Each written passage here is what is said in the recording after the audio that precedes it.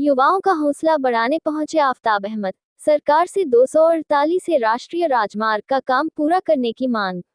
नूंह विधायक व कांग्रेस विधायक दल उपनेता चौधरी आफताब अहमद ने युवाओं द्वारा आयोजित किए पैदल मार्च को समर्थन देते हुए उनके बीच पहुंचे और पैदल यात्रा में शामिल हुए। बता दें कि मेवात के स्थानीय युवाओं ने राष्ट्रीय राजमार्ग 248 से गुड़गांव अलवर मार्ग के कार्य को बीजेपी सरकार द्वारा रोकने के खिलाफ पैदल यात्रा का आयोजन किया था। युवाओं ने पैदल चलकर नूंह लघु सचिवालय तक यात्रा की और इस कार्य को शुरू करने का आह्वान किया। नूंह विधायक व सीएलपी उपनेता चौधरी आफताब अहमद ने कहा कि कांग्रेस की हुड्डा सरकार में इस सड़क को राष्ट्रीय राजमार्ग का दर्जा दिया गया था और गुड़गांव से नूंह तक काम पूरा हो गया था, लेकिन 2014 में बीजेपी सरकार बनने के बाद काम रोक दिया गया, जिससे परियोजना लंबित पड़ी हुई है। आफताब अहमद ने कहा कि सरकार के भेदभाव रवैये के कारण रोजाना इस सड़क मार्ग पर दुर्घटना हो रही है, जिससे हजारों लोग अब तक जान गंवा चुके हैं। इन मौतों का जिम्मेदार प्रदेश की भाजपा सरकार है। आफताब अहमद ने कहा कि वो और उनके दोनों कांग्रेस विधायक इस मामले को विधानसभा में उठा रहे हैं और सड़क से लेकर विधानसभा तक लड़ाई लड़ी जा रही है। स्थानीय युवाओं द्वारा आयोजित पैदल मार्च प्रशंसनीय है। इन युवाओं को प्रोत्साहन देने के लिए और इस मांग को एक बार फिर ताकत देने के लिए वो इस पैदल यात्रा में शामिल हुए हैं।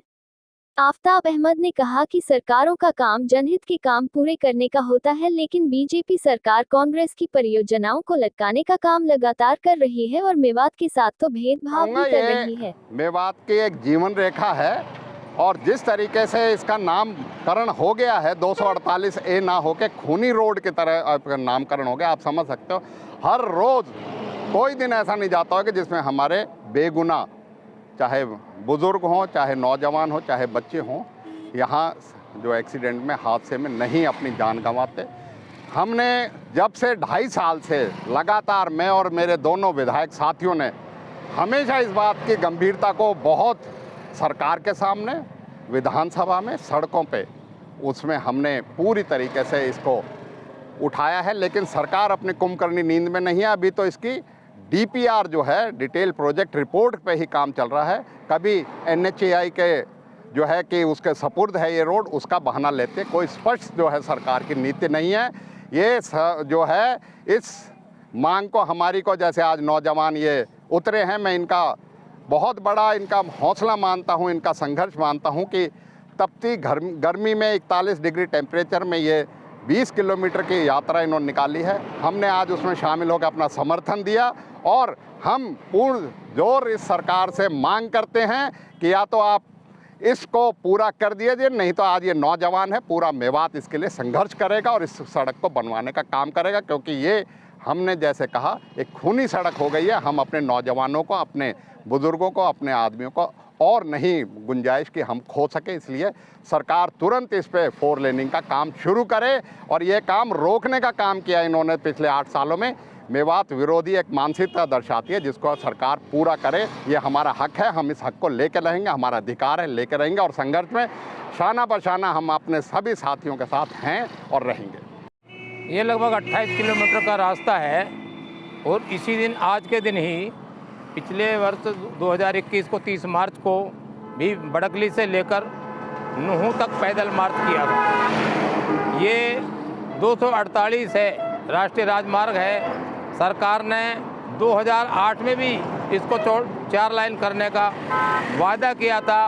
उस वक्त केंद्रीय मंत्री जयपाल रेड्डी जी आए थे और उन्होंने इसे 4 लेन करने का वादा किया था, लेकिन 2008 से लेकर 2022 आज 2022 तक लगभग 2000 से ज़्यादा मौतें हो चुकी हैं और लगभग 3000 के आसपास आदमी इस रोड के पर एक्सीडेंट से अपाहिज हो चुके हैं, लेकिन सरकार का कोई ध्यान नहीं गया।